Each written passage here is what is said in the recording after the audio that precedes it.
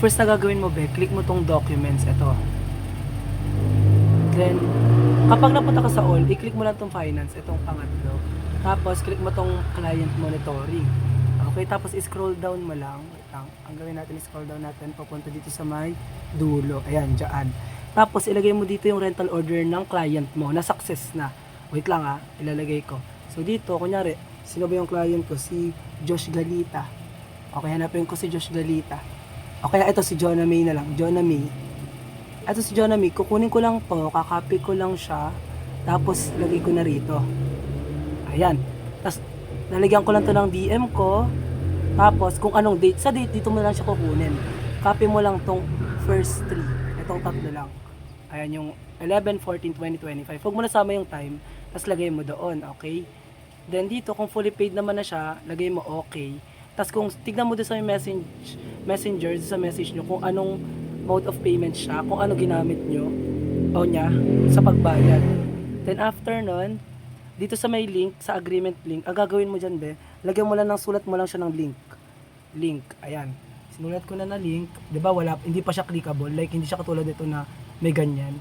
Ang gawin mo, punta ka doon sa client na yoon, tapos click mo tong documents, itong taas, tapos, click mo tong rental lease agreement. Pagka-click mo nyan, copy mo lang to. Copy mo lang, Control C. Tapos, punta ka doon. Tapos, puntahan mo ulit tong link. I-right click mo siya. Pagka-right click mo, may kita mo sa pinaka-ilalim, insert link. Yan, dito sa may link na yan, ilagay mo dyan. I-Control V mo. I-paste mo dyan. Confirm. Ayun na, meron na siyang ganyan. Tapos, dito sa fix and sa ask for bid, ito naman yung sa kung okay lang, wait lang. Titignan ko lang muna sa message, screenshot muna natin, tsaka upload natin sa sa may Google Drive.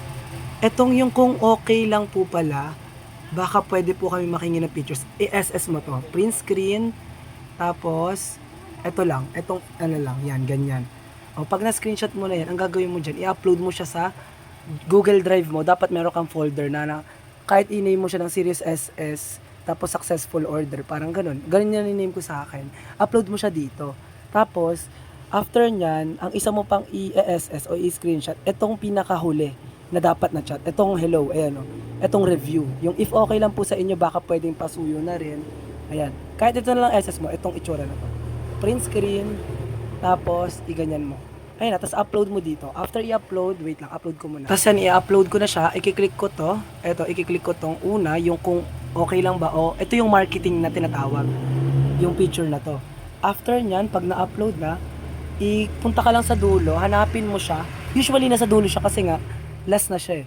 Ayan, ang gawin mo, i-rename mo siya at ilagay mo kung ano yung SS, yung ano niya, rental order niya. Ano ba yung rental order niya? Wait lang ka, explain natin yan. S00689. Ay hindi, 6990 pala dapat. 90. Tapos, lagay mo marketing. Kasi, yung marketing yung tawag dyan, yung pag humingi ka ng picture. Okay. Tapos next naman, i-upload mo naman yung isa. Next, ito naman i-upload mo yung sa review. Ito. Click mo siya. When upload na, ang gagawin mo, palitan mo lang din siya ng name. Palitan mo siya ng name rito. Rename.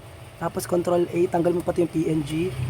S00690 uli. Kasi yun pa rin naman yan. Tapos review. Kasi review na yan eh. Yung part na yan eh.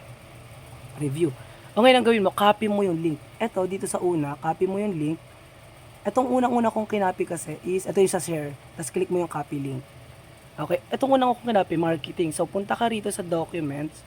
Tapos lagyan mo to ng link. Etong ask for bid. Ibig sabihin, nag-ask ka for bid dito sa may, etong part na to. Ayan, ask for bid. Tapos right click mo yan uli. Tapos punta ka sa, insert link. Tapos lagay mo dyan, Control V. Tapos, confirm. O, diba? Tapos yung pangalawa natin ginawa, dito naman yon yung sa may marketing, ay sa may sa may review. Dito naman siya sa pinakadulo, before nitong green. Lagay mo link uli. Para indication lang siya na may link. Ganon. Okay, tapos punta ka uli doon, balik ka roon. Copy link mo naman to. After mo ma-copy link, balik ka doon, tapos right click mo uli yung message, insert link, paste mo, tapos confirm mo. Then, dito naman sa may video, wait lang, lagay lang natin dito Di ba akin to? DM, so alam ko ano to eh, 0028. alam ko nung okay na siya sa payment niya. Titignan niyo doon sa may messenger if okay na. Kaya in-okay ko na siya dyan. Tapos nakita ko din na GCash yung ginamit niya. So lalagay ko GCash. Ayan, GCash. Tapos kung anong date, copy ko lang to. Ito. Tapos Control C, punta ako rito, angat ko siya, Control V. Then ayan, tapos pag dito naman sa may at least 30 FB page shares, eto kailangan mag-post daw kayo sa FB page ng nito. Ang gagawin mo, 'di ba, kunyari nasa account ka na ni Sirius. Ito yung account ni Sirius. I-post mo yung sinend niya tapos lagyan mo ng caption. Sa caption, pwede mong maging guide yung mga previous posts like ganito. Tingnan mo yung mga previous posts, mga ganyan, another satisfied client, ayan ganyan. Ganun lang naman. Tapos, kailangan i-share mo siya ng 30. Pero kada nakalagay kasi 30 page, at least 30 page. Ay 30 share. So kailangan ma-share mo siya like iba't ibang account. I-share mo siya. Dapat 10 lang sa per account na. Kunyari, sa main account mo, i-share mo siya ng 10 lang. Kasi pag nag-12 ka, bababan yung account mo. Ganun yung nangyari sa amin.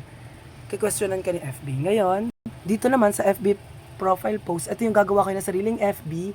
Like meron din ako sariling FB. Ito yon yung Sirius DM Dandreb. Ito yung account ko. Ayan.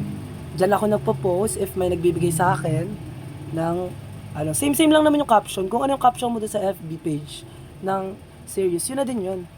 Okay. Tapos dito sa may Instagram, same lang din. Ayan na, kapag picture tsaka video, meron kang ipopost sa FB page tsaka FB profile post tsaka sa Instagram. Pero pag video lang pag video pati TikTok meron, pati YouTube. Pero pag picture lang, FB page lang, profile post, tsaka Instagram lang. Kasi sa TikTok tsaka YouTube, hindi mo naman pangit naman mag-post ng picture lang. Kaya dito, no videos provided lang. Dito naman, no pics, videos provided sa tatlo. Okay, since wala namang pinrovide si client, copy ko lang to, punta ako sa baba, tapos paste ko lang siya dyan, paste ko lang uli dito, paste ko lang uli dito. Kasi wala namang binigay si client eh. Dapat pag may binigay si client, igawin nyo to. Dahil kakukulitin tayo ni sir. Done na tayo sa isa. Ganun lang. Tapos, syempre, dapat sundin nyo lang din yung sa may riders, yung sa huli. Lagay nyo lang din kasi i-check ko yan. Tsaka, yung tags.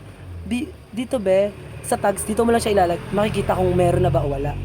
Ito yung tags. Yan, dyan mo siya makikita. Kung wala, lagyan nyo na. If wala siyang binigay, lagay mo lang personal event. Yun lang. Thank you.